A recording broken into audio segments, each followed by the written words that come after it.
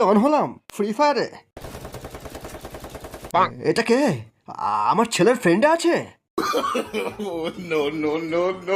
এটা তো আমার মায়ের আইডি।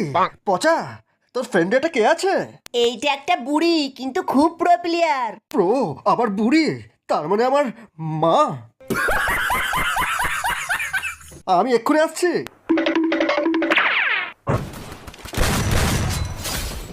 তুমি গেমিং রুম ছাড়া এখানে কি ছিড়তে আসছো মা?